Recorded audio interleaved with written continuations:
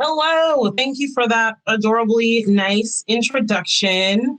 Like has been said, I'm Kristen Buabin. I currently am based out of Boston, Massachusetts, and I have made us a really cool presentation about racial stereotypes in opera. And something that's very important to remember is that these do not exist in a vacuum. As we will explore, a lot of the choices, characterization choices, music choices, and choices of works have been influenced by colonization, unfortunately. So we are deconstructing the old and problematic views of how opera singers of color are perceived and portrayed on stage. Here's a little overview. We have our operas and operettas we'll be going over. PEARLFISHERS, a classic. All of these are classics. MIKADO, Madame Butterfly, Turandot, AIDA, Othello, and PORGY and BESS. I chose these. I know I'm missing some, but we don't have forever. And these are some shows that most frequently employ singers of color. All right, let's go ahead and get into the PEARLFISHERS. Blah, blah, blah, blah, blah, blah.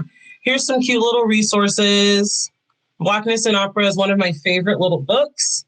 It's actually on my bed, open right now. Highly recommend reading it. This article, Opera Can No Longer Ignore Its Race Problem, super cool, came out right when quarantine started. And a little bit of questions about Turandot and Orientalist opera and how it's, questionable. All right, here we have the PEARLFISHERS.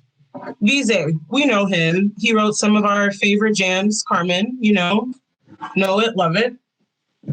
PEARLFISHERS was one of his first operas that did not do super well, and it was not well received at its premiere in Paris in 1863.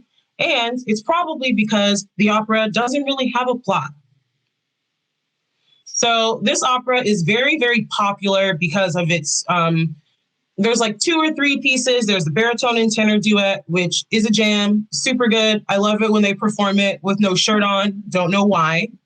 And then we have Layla's arias, which are fine, I guess. So something very confusing about this opera is it's set in the score, it says ancient times, which made me laugh because when are these ancient times? So this opera it has like 4 characters. It's called the PEARLFISHERS. There's no fishing, there's no pearls, no idea. We have these 2 guys. They both love this woman who's a priestess. She has a vow of chastity, which we all know that she broke. And the end is not very well constructed. Layla, who's frequently portrayed by a woman of color, or sometimes Diana Demrau, who's here in the middle, don't know what that was about. She has no agency, no background, nothing of her own. She just kind of shows up and she's like, oh, the village will be prosperous. And then she's in love with one guy and they're both in love with her, whatever. It's one of those situations where she's like, kill me, don't kill him. And that's the strongest statement she makes in the entire show. But on the other hand, none of the characters are really super fleshed out. So this opera premiered in 1863. Sri Lanka, which I think I have the map as the next slide. Blue, look at that. The colonizers found it with such ease. Sri Lanka was colonized for like 500 years, starting in the 1500s with the Dutch. When this opera was written and premiered, Sri Lanka was under British rule. It was a British colony, and it was like a place for them to grow crops like, warm time crops like in Hawaii, sugarcane, coffee beans, and it was used in a way very similar to the West Indies. Sri Lanka did not gain independence from Britain until 1948. So this is a huge, long history of being occupied by European forces and Europeans having their own idea of this tiny little teardrop island nation. All right, remember that. Remember that I said 1948. The Mikado, Gilbert and Sullivan. We love them, I guess. I'm not a big Gilbert and Sullivan person. I appreciate them. I love what they're doing. Of all of the operas, this is an operetta that we're covering. This is the only one that is a comedy.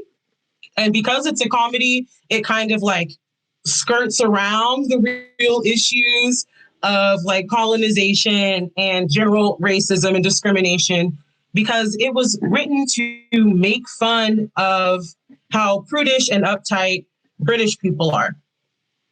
So, like I said before, these don't exist in a vacuum. This premiered in 1885. Japan had been in an isolation period until 1858, when they opened up their borders, and for the first time in forever, Europeans and Americans were able to learn about Japan. And that created a really creepy phenomenon where the whole world was obsessed with Japan. It was in art. I have written down, we see it in Van Gogh, we see it in Renoir paintings, we even see it in Frank Lloyd Wright stuff. And I thought that was really cool, but also strange. And it's all being viewed through this Orientalist lens. So Gilbert and Sullivan wanted to write a new show. They wrote out a plot. They said it was too similar to The Sorcerer. And then Sullivan said that a Japanese sword fell off of his wall and he knew he had to write about Japan. I'm like, okay, that's fine. So while he was writing it, a Japanese exhibit came to London, and he went and he learned all about Japan. He even had Japanese actors from the exhibit come and speak to the actors while they were workshopping the Mikado. So that was interesting. And I thought that was very similar to how Porgy and Bess was written, but these people it's not the same kind of collaboration. So the Mikado himself is supposed to be this imposing Japanese figure. He has no music on his own. He's pretty much a very weak character. We have all of the costuming issues, which you can see in the background here. And I don't think the costumes have to be a part of the show. I don't think it really has anything to do with it. And there's a lot of mysterious racial, and by when I say mysterious, I mean racist. There's some racist comics that have been drawn, written, and a whole lot of use of the N-word in this play show for I don't know what reason. Obviously, they've decided to find ways around that, but they still want to perform this as it was done originally. So this show was a hit. It was a smash hit. It was performed over like 2,000 times in the first 2 years, translated into German. And this show had a huge impact on European culture and the way that they viewed Japan and the East, because they were like, Japan, China, we don't know where that is. We don't know how to read a map. It's, the 19th century. So the geishas, as you see, like the Three Little Maids from School, which is a banger, I will admit. It's really good. This influenced geisha culture and fed these really inaccurate ideas of what a geisha does. Geishas are just like high-class performers, not sex workers generally. So this informed European views of geishas, sexualized views of geishas, and this carried over, it's 1885, this carries over into World War I, World War II, the Chinese Exclusion Act, the United States and Japanese relations. But I will say, The Son Who's Raised and Three Little Maids, perfect. Very, very good works of music. I think this show could possibly be saved if it's redone and looked at in a different way, because it does have a solid plot. And the plot itself does not rely on racist tropes. It is, there is the whole deal where they're like, we are going to kill him in this village if we don't get it together by tomorrow. But it's all done in a comedic way, not in a way of, I guess, like it's not done in jest. And the names of all the characters is a big question. And that is something I wonder why the Japanese people he spoke to never advised him to change the names. Because the names really give it a European lens, very, very British. Now that we've started talking about geisha culture, Madame Butterfly, this is one of my absolute favorite things to talk about because it is absolutely ridiculous and convoluted how we got to this becoming an opera in Italian, even though nobody is in Italy. Why? How is it in Italian? We're in Japan, we're in America. For some reason, we're singing in Italian. So it's 1887. 2 years later. Remember, Japan didn't open its borders until 1858. So Frenchmen are, colonizing the world because they're bored. And we have an author called Pierre Loti who wrote a book called Madame Chrysanthème, which is a that's a different story. It's a work of fiction, but it looks autobiographical about this Frenchman and how he was briefly married to a young Japanese woman. Because if you're stationed in Japan, you want a nice house, you want a woman, you marry them. And I guess the paperwork doesn't hold up overseas. So Loti himself actually wrote the story that Lakme was based on. And it was about his autobiographical, who knows if it's real. He went to Tahiti and had an affair with a Polynesian woman. And that was the basis for Lakme, which falls in the same category as the PEARLFISHERS, where it has some jams, but the plot is not at all strong enough to justify putting on the opera. It does have a whole lot of Orientalist tropes and features. Lakme herself is supposed to be a goddess who, ends up killing herself in the end. Back to these characters not having agency. All right, we have side railed. Let's come back. We're in France.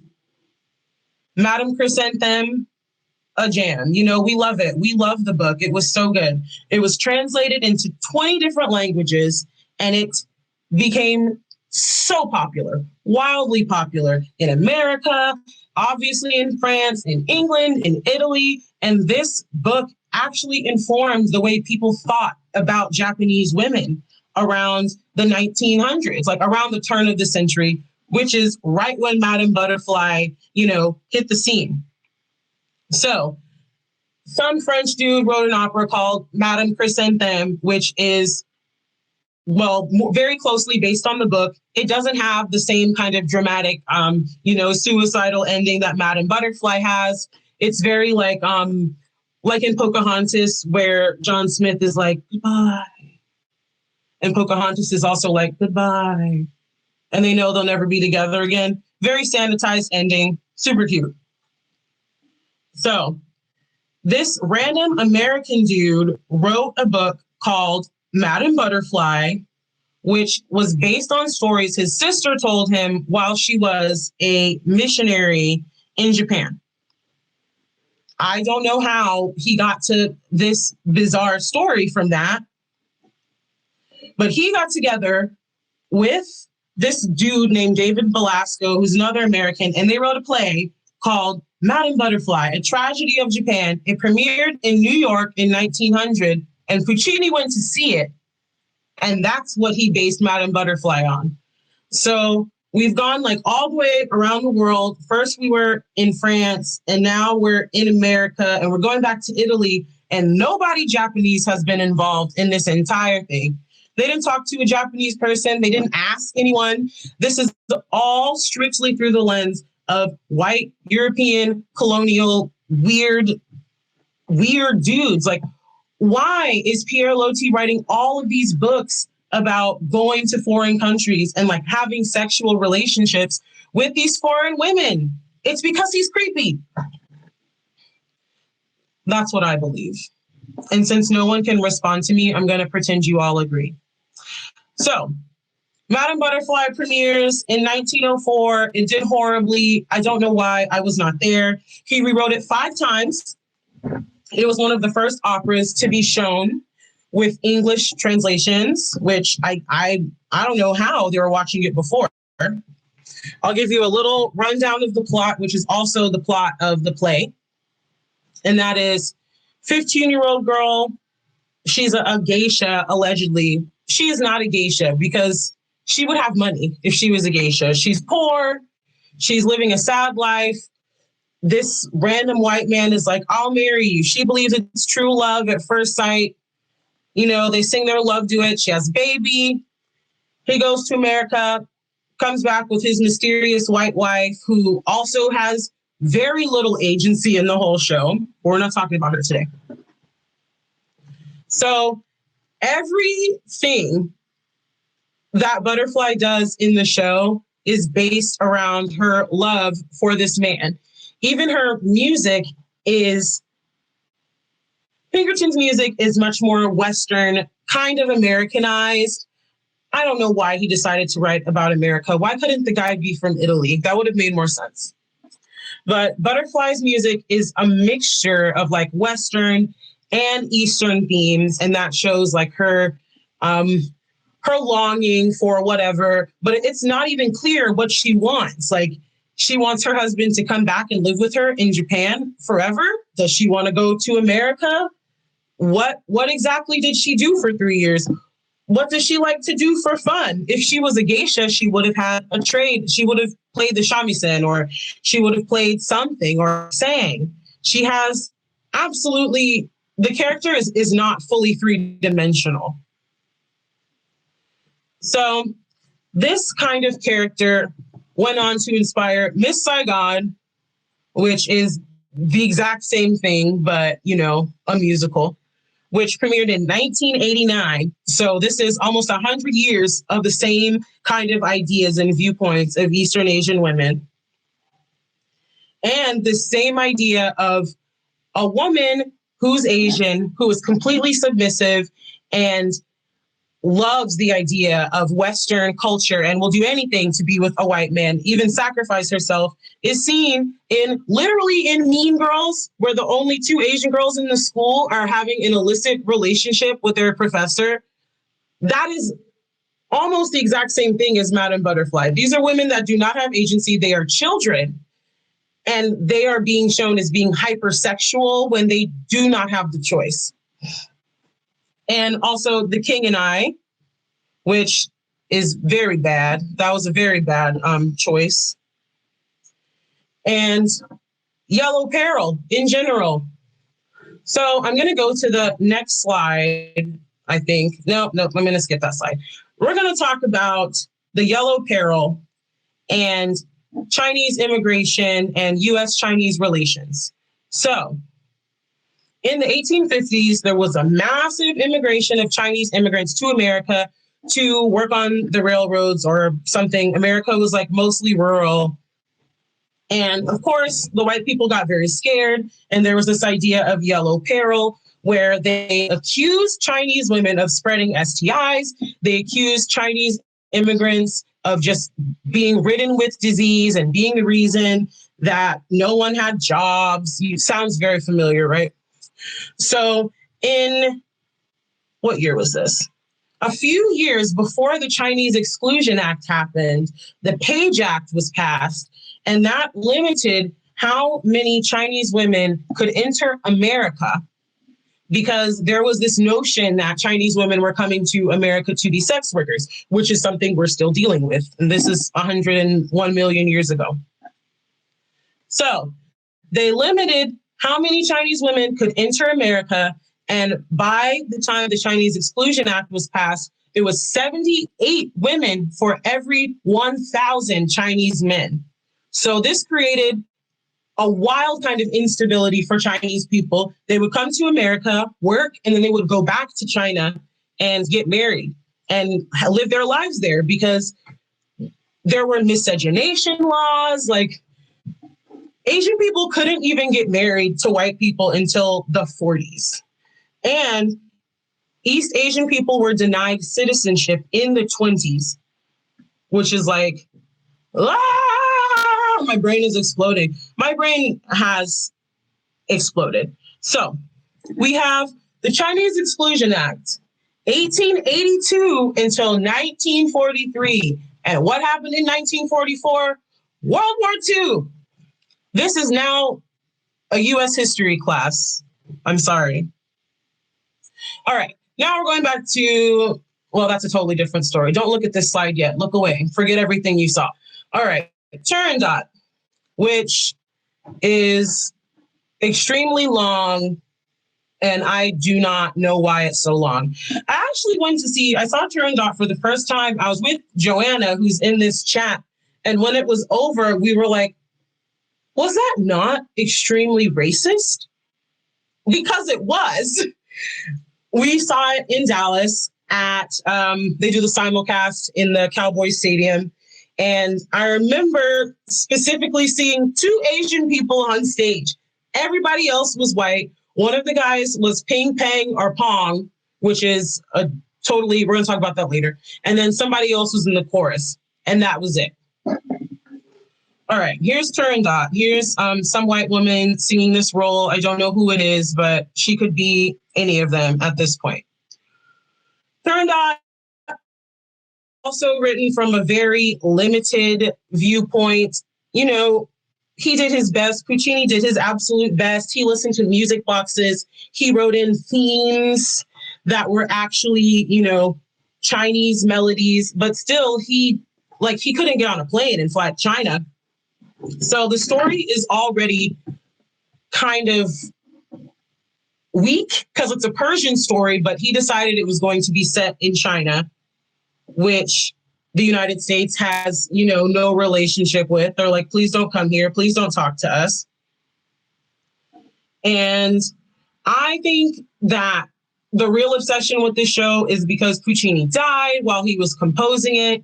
The last part he composed was the death of Liu, who's one of these characters, another one that has no agency, nothing interesting to do except follow what's his name around and then kill herself. And when she does, it's just like, it didn't have to come to that. You didn't have to take it all the way there. So I don't think that this work should be picked apart in the same way because it wasn't finished.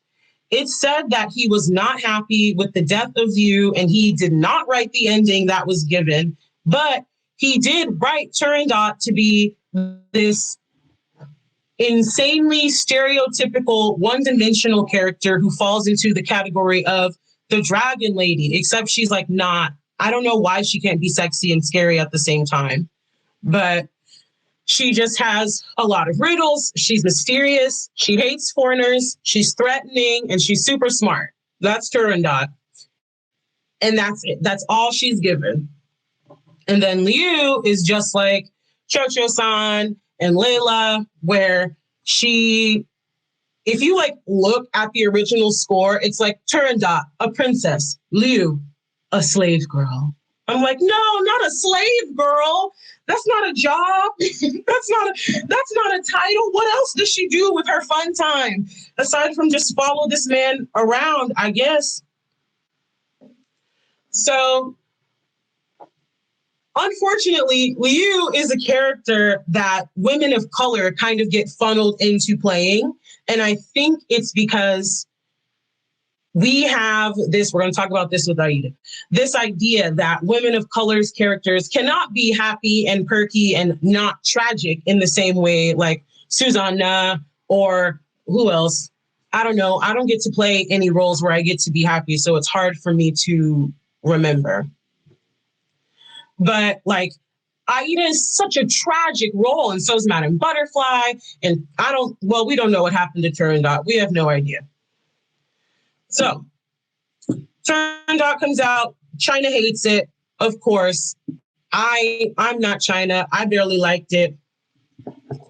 So it's said that Puccini wrote this character of Liu based on one of his servants that he had in his house that his wife was always accusing him of having an affair with, so much so that the young woman ended her own life.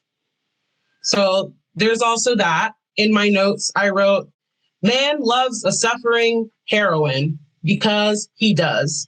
But Liu does not suffer in the same way that, like Tosca does, or even Mimi, where they get like more of, you get to see more sides to them. You get to see what they're doing, and they're actually a heroine. Liu is an accessory. Turandot is barely a character. Her job is to stand there and wear that giant headdress, which I have no idea what the point of that is, and sing In Questa Regia, which, is a jam. And then Ping Pang and Pong are characters that East Asian men are sometimes given. Their character roles. And they're supposed to be based off of Commedia dell'arte characters, but it is so highly racially stylized that they are frequently comic relief, and their Asianness is used as comic relief. But, aside from my little slide on Othello, we're trying not to talk about men because they get to talk too much as it is. Scrolling down. I'm just going to make sure I covered this. I wrote, for some reason, the Prince of Persia is white. No idea why he's white, aside from the age-old pairing, as I said, with Madame Butterfly, about like Eastern femininity and submissiveness and Western superiority and masculinity. All right, Turandot, good times. Look at all these faces in her robe. Look at this giant dragon. Also, Turandot is a spectacle. It's one of those operas like AIDA that has 1 million people in it, and it's so expensive. And I know that's why they like to do it as well. So it's Austin Powers in this really creepy scene from Goldmember, talking about over-sexualization again.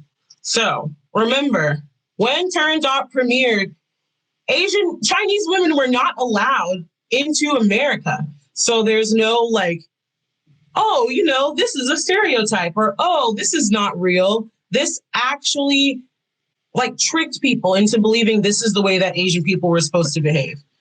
So also, it's 1926, a couple years later, it's World War II. There are lots of women who have been captured by Japan or China, and their job was to be a sex worker. They were sex slaves. They had been sex slaves for years. These camps had been set up. So by the time United States soldiers got to, Vietnam or Korea or wherever, it had been established that large groups of East Asian women were going to be sex workers. And it was women from all over. And this too added to this notion that Asian women are so sexually submissive. All right, now, thought I had a lot to say about Madame Butterfly. You were wrong. So we're going to talk about the history of blackface on stage, and we're going to talk about something that nobody knows about except for me and the person who wrote the article that I read about it. So there is a show, there's a mask, which is like, it's like an opera, but it was the 1600s, so who knows what it really was. I don't really care. Ben Jonson was a writer, composer. In the 1600s, he was a contemporary of Shakespeare. We're talking 1605. Othello was written in 1604. These happened at the same time. So the Queen of England or whatever, Anne, who came from Denmark, she asked Ben Jonson to write a show for her where she and all of her friends, and well, her ladies in waiting, not like her homegirls, her ladies in waiting would be painted in blackface because the Dutch and the British and everybody else had recently been to Africa, and they were like, oh, we would love to put on a show about us being in blackface and being kind of naked. So the costumes that they wore were scandalous for the time, like their arms and their legs were exposed, and that like very much went against British traditions. And it mirrored what they had seen in women in Africa who were just like outside minding their business, not worried about Queen Anne of Denmark and her little dumb play.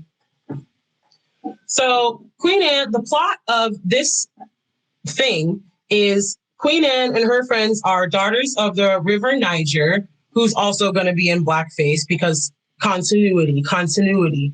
And they want to be white. They want to be white so bad that they go to England and then they go see the King of England. And he's like, if you dance naked by the side of the river every night for whatever, then you will become white.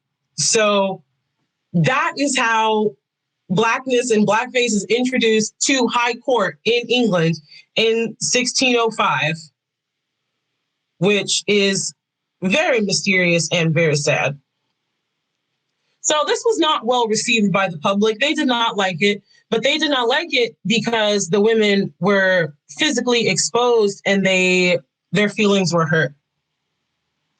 So remember this, 1605 is when we're seeing blackface on stage in England, not in America, like they're making us believe.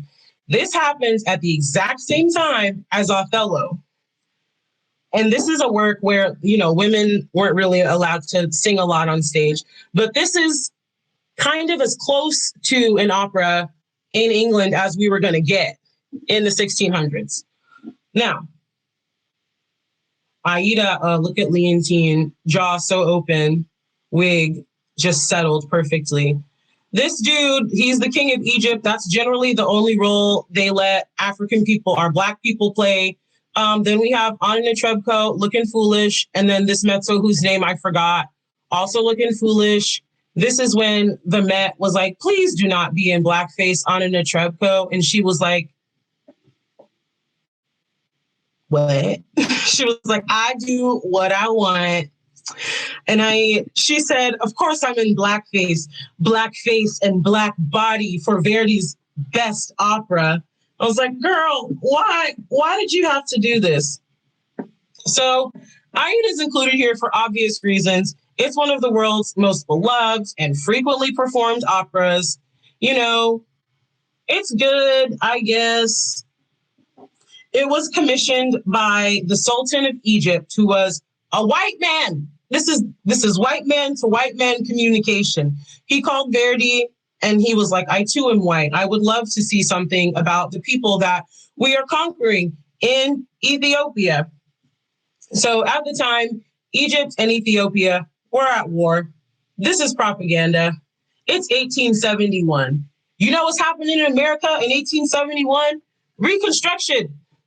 So we have European people over here trying to write a show about the Black experience and colonization. Meanwhile, in America, Black people were barely freed from being slaves.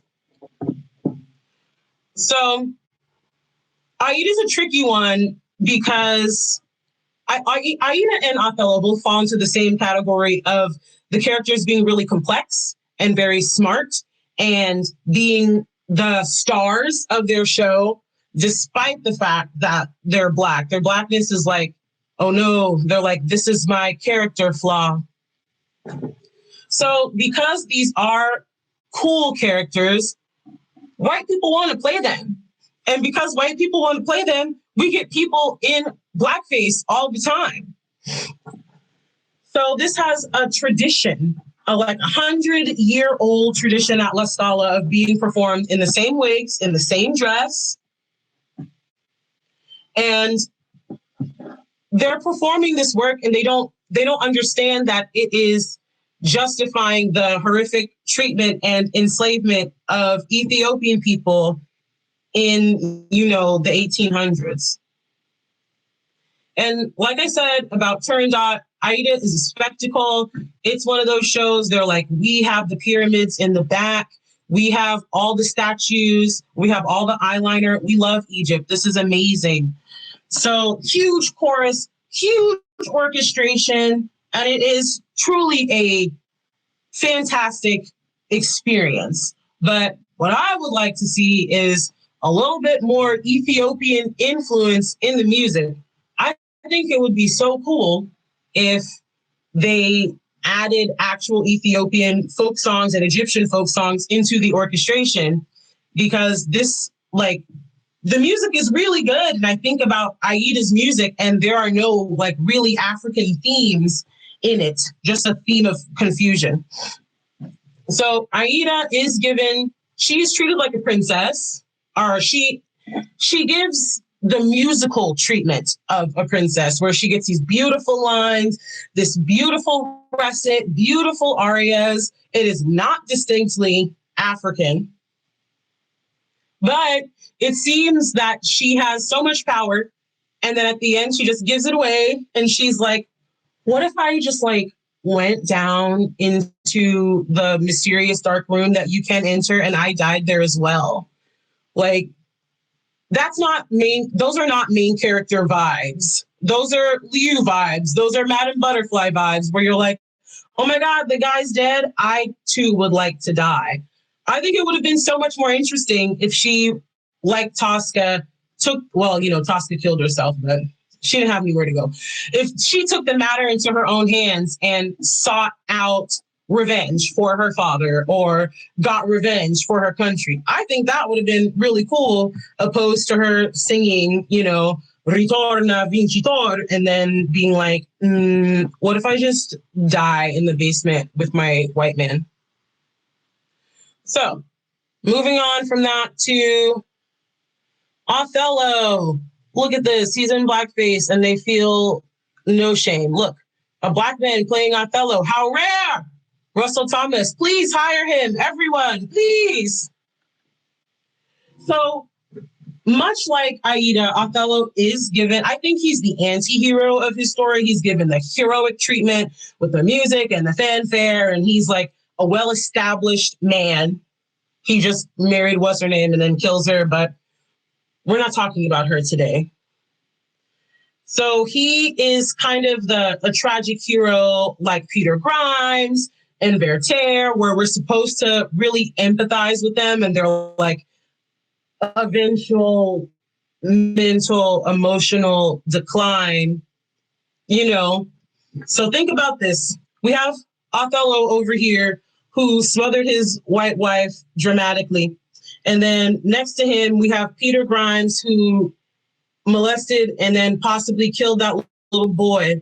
And then over here, we have Carmen, who didn't do anything, and she has to die at the end of her opera, because women who are given this, women who have the same kind of agency are not seen as heroic in the same way that male characters are. And something else to note is that frequently women of color, including the mezzo whose name I forgot that was in AIDA with Arna Trebko, they get to play Carmen. Women who are not like traditionally like slender or, you know, feminine, beautiful, they get to play Carmen. And I believe it's because an audience is very comfortable with watching the trauma of a woman of color, and they feel absolutely fine with watching her die on stage and being punished for having her own agency. Because there is no reason we should be treating, well, I mean, I always thought Carmen did her thing, because she even said, if you want to kill me so bad, kill me. And he was like, all right, let's do it. She didn't mean it. But I think that is so cool. Like, that's a character that should be seen as an anti-heroine, opposed to Othello, who, you know, love him, love his works, beautiful gowns, but he killed his wife really for no reason, and we were supposed to feel super sorry for him. It's not the same, but good job, Shakespeare, making me feel things. So my last little blurb about Othello is, I wrote, please stop casting white men in this role. How can I believe he's different ethnically if everyone on stage looks like Jonas Kaufman? And that is a real question. How am I supposed to believe that this man feels like an outcast when everybody on the stage is, you know, like European, and they're are Black men who can sing the role. They just choose not to cast them, which is the exact same thing with AIDA. We're going to talk about both these at the same time. So both Othello and AIDA are not frequently billed with a Black singer as the top cast member. If you go and you look at the last few times they've done AIDA, it's been Ina Trebko, Radvanovsky, Jennifer Rowley, and then the one, I forgot her name, but another one, I just named 4 white women, and the one whose name I forgot. I'm so sorry, girl. It's not because I don't like you. But then on the other side, it'll be LaTonya Moore or like Kristen Thomas, and they are never billed first. Never. And if you look, it's the same 5 or 6 Black sopranos that have been singing AIDA for the past 10 years. LaTonya Moore has been singing this role over and over, but she's only been like second banana to, Karen McCarran's, which is bizarre. And they have started doing AIDA, like they did it in Italy where like everyone was a robot, or they've started doing it where they're just like, she's white, it's fine, she's white, just pretend. And it just doesn't have the same feeling, doesn't have the same flavor, the same element. With Othello, I would also like to see some of his, like, they're like, he's a Moor. I'm like, from where, girl? I would love to see some like Muslim music woven into what he's doing, more talk of his homeland. Like, who is he aside from this naval officer? Real questions, real life. All right, is everyone done looking at this slide? Thank you very much. Now, I want to talk about Porgy and Bess, which is another, it's in a weird place because Porgy and Bess was kind of a collaborative effort written between Gershwin and, the Black people, I don't know, that were his friends, but we don't know who those Black people were. They are not given credit for everything that they put into this. Catfish Row is in South Carolina. That's where my mom's from. It's a small series of islands where like slaves lived there and they created their own culture after they were freed, and they have like their own language. And because the government is terrible, and even though Ronald Reagan was not, the president, I'm blaming him for Catfish Row because he knows what he did. There is no explanation of like how it got this way. There's like no real mention of the external pressures that have forced them into this kind of poverty. Why is Porgy like he is? Why is what's his name selling drugs? Why? So Porgy and Bess premieres in 1935, which is, just a few years after they started letting Asian people be Asian, I guess, expats or immigrants be citizens. This is before, I believe it's before Black women could vote. Miscegenation laws were still happening. So this was a big deal. It was a huge step for him to take to create this show. And this is like the first big American like opera or whatever you want to call it. It has like a purely American score. It is super sad, just like living in America was, is, will be. And every time they perform this show, they have to go and like they have to do a show call for a chorus for Black people, because this is also a spectacle with like 40 people in the cast. And my question is, they just did it 2019 at the Met. Will they be recasting all those people from the chorus? Probably not, especially since, sometimes you get fired from the Met and you find out online. And before Porgy and Bess was performed at the Met in 2019, it had been 30 years. And people turned out to see the show in record numbers, and it won an Oscar. So why is it that the Met chose not to do the show for 30 years? It is because of the devaluation of Black art, the devaluation of American art, and also, around surprise, September 11th, 2001. Around then, America got very clutching their pearls and very conservative about what kind of shows they wanted to present. And that includes this time. All right, catching up.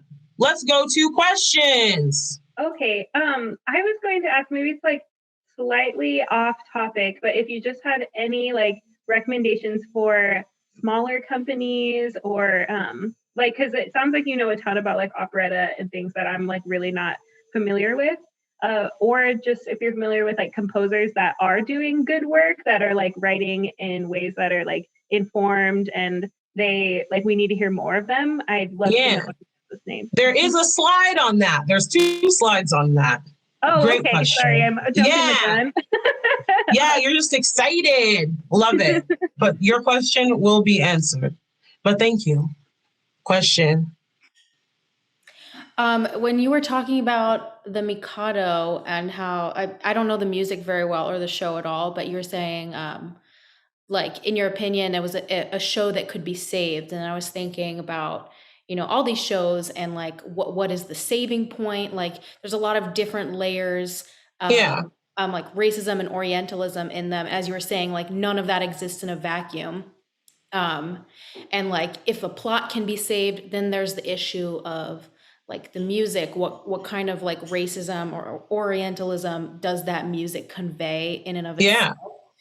And I was wondering if you had any thoughts about like how people should approach adapting these shows, or if they even should at all, or how like what is your opinion about moving forward with these problematic classics?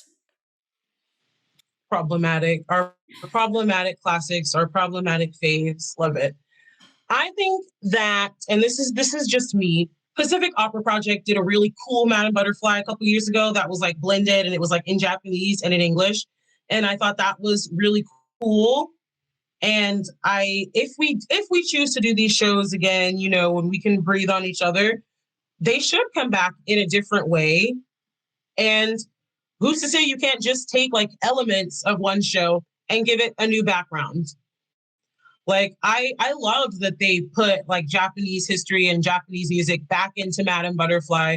And I would even love to see Porgy and Bess updated with like rap music. That would be really cool because it is like so American.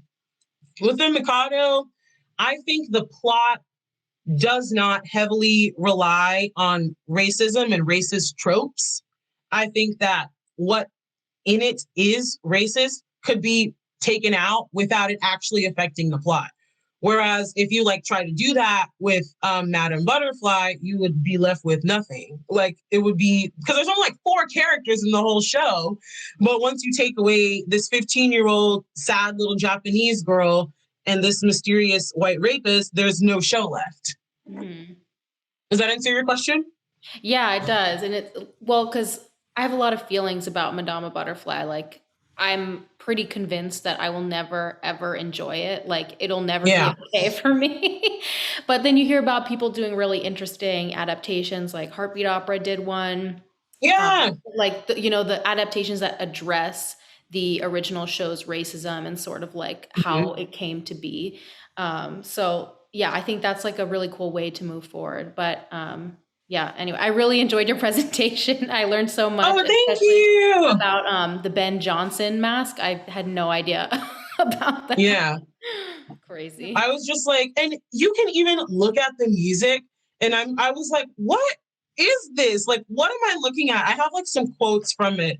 I like started writing an essay on it because I was mad, but it's like they were black with despair, and they're just like crying these tears because they're so sad. Like the women, the daughters of Niger, thought they were beautiful until white people came to Africa, and then they saw white people and they were like, I guess we're ugly now.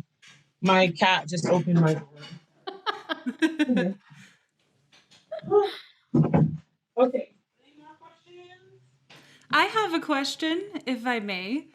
Yes. So, the thought that pops into my mind listening to you is the idea that even if you can't redeem what's in the past, you can't really atone for the like genre because the genre is part of a world that's been colonized.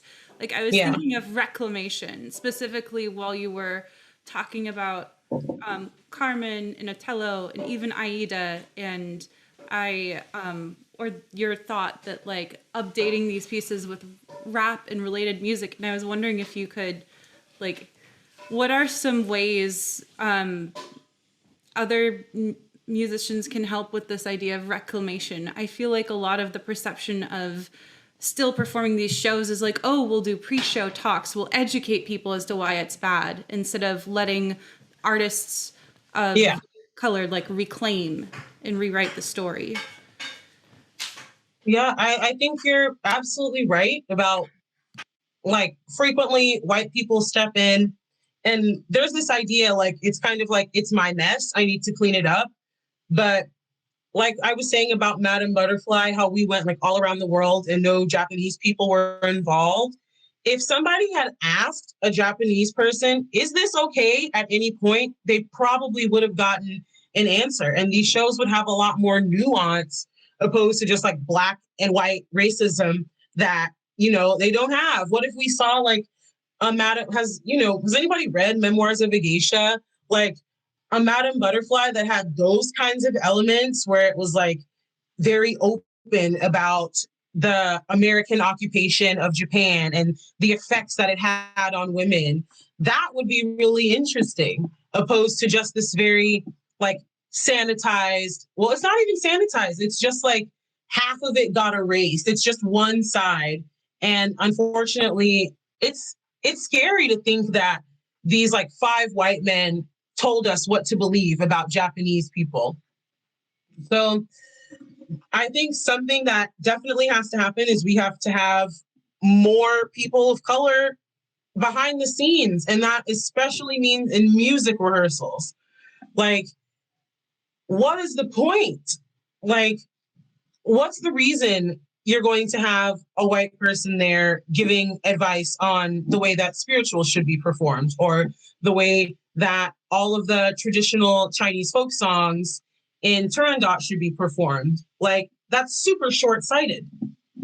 So I would love to see people of color doing costuming, doing set design, directing, producing, because that's the way you're going to get all the sides of a story. Even if it's just like one little moment, you'll be like, oh, I forgot that the US decided to occupy Japan. Totally forgot. Because that whole opera takes place in one room, which is weird. Does that answer your question? Yes, I thank you so much. I was listening and thinking it's like the difference between looking at the issue through an academic expertise lens and looking at it through as like these are people's lived experiences, and the people living the experiences would probably be sharing. So thank you. I've loved your presentation. Oh, thank you.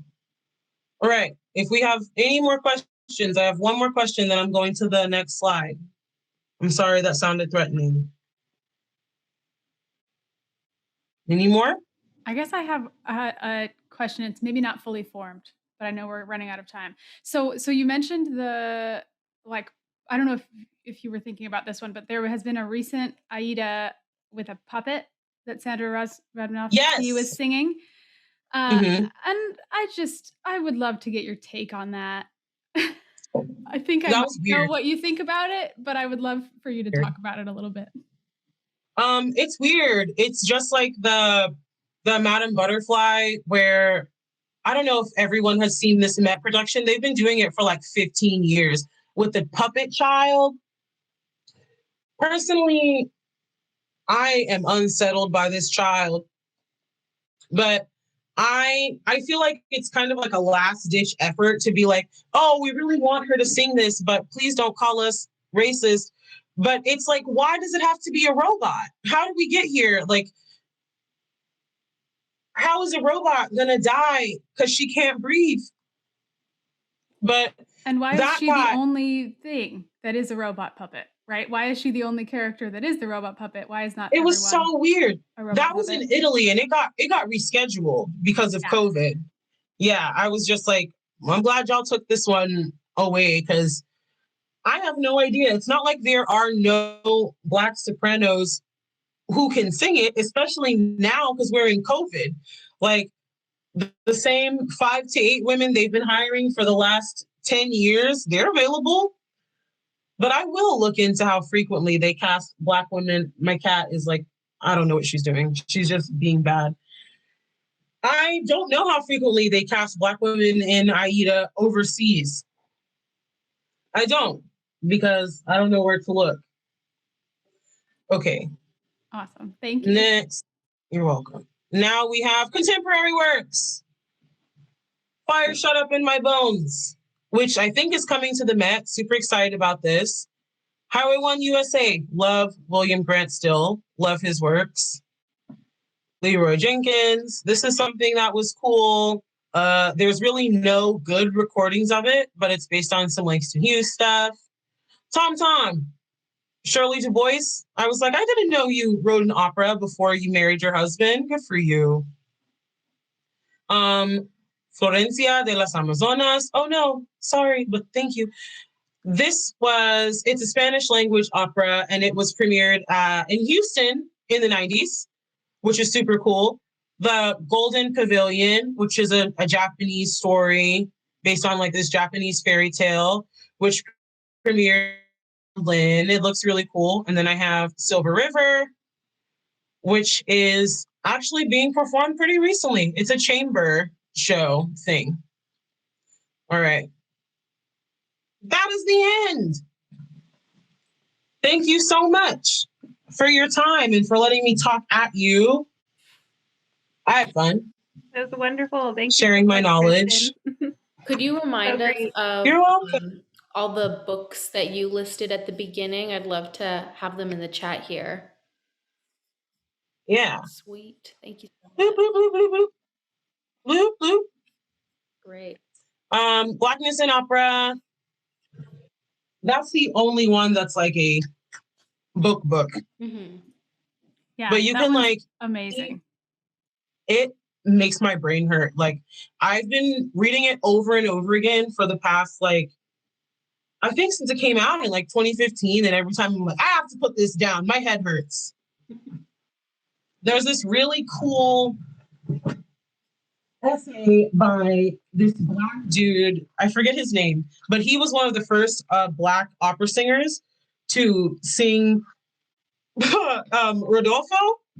And this is how he looked, which is, oh wow, this is kind of scary. I kind of like it. But he said he would be walking down the street and the Italian kids would be like, Mama, it's a Black man. Because there were no Black people. They had never seen any. And then we see like a few cases of, oh, look, it's Porgy and Bess. I'm trying to find the guy that did Othello first, because I thought that was really cool and mysterious. Oh, there's also a show. They actually have the score at Longy, which frightened me. It's called Johnny Spielt Auf. It is the worst thing I have ever heard of in my life. It's terrible. It's in blackface, and like the N-word is used as like a musical direction. And he like steals a violin because, I don't know, that's what Black people do, I guess. He steals a violin and he's really good at playing it. And for some reason, he's in blackface. No idea why they wrote that. It's in German. It's scary. There's just so much that's like, why? I know. And it's just like, they don't tell you this in school. They don't tell you this in opera history. They're just like, and then the white man wrote this opera, and then a different white man wrote this opera, and then a different white man was mean to his wife, so she could not write an opera. Yeah, So- absolutely. That's been my favorite part of this presentation. Like, and thank you so much. Like, I've learned, I feel like, oh, I've taken history of opera at least 3 times, and literally, like, I've probably learned more about people of color and women and like just specific analysis about like related to opera, related to like modern pop culture in this like 1 hour talk than I've learned in all 3 of those classes like put together. So thank you so much. Oh, what a gift. And it's so fun to talk about, because No one ever told me that Turandot premiered while the Chinese Exclusion Act was still like doing its thing. Nobody ever told me that. And that explains these really weird and gross beliefs that America has about China and like the yellow peril. And did you know that the Spanish flu actually hit Chinatown in San Francisco so hard, and the San Franciscans, or whatever you call them, were blaming Chinese people for the Spanish flu? I was like, how familiar to our current state. I think that's, I mean, I was just going to say history repeats itself, but I think that's a huge part of this type of education, right? If we're not learning about this in our music history classes, then history continues to repeat itself because we've not been, you know, none of this has been explained to us and we cannot make better choices, right? You can't. You can't. At all. No, you just can't. Yeah. But now we can. Now we can. Kristen, thank you so much. Does anybody else on the call have questions or things? I mean, we're free to hang for longer if y'all want to ask any questions. And I don't know if there were any questions in the chat that we didn't get to. Oh, I can't even see the chat. I'm going to stop sharing my screen. Oh, here we are. Oh, thank you, my friend. Well, wonderful. If that's Sporting Life should be a rapper. Malcolm. I'm dead. I'm dead. He should be a rapper. It should. My So friends me are. and Malcolm are both on Zoom at the same time, so it's making that crazy feedback sound. I just wanted to say That's hot. you did. And I can't wait to have you talk to my students at the high school. I think they're really going to love you. Yay! I would love to. Yeah, the puppet show is dehumanizing. And I did say I was unsettled by that child because that child is scary. And Girl. continually just dehumanizing, right? Like puppet in both situations is like, this child doesn't matter. This woman It's doesn't so matter. weird. Because even I watched like this Met performance of The Marriage of Figaro with Renee Fleming, and it was so extra. There were like horses and dogs that came in, and I was like, who wants this? Because they were like, oh, the Count is coming back from hunting. And then the Count came in, and there were like all of these children, and one of the children was Renee Fleming's biological child, and she just like walked over to her mom and then left. And I was like, we have space for all these extra children, but we don't have space for a small Asian child for 1 hour? It's bizarre.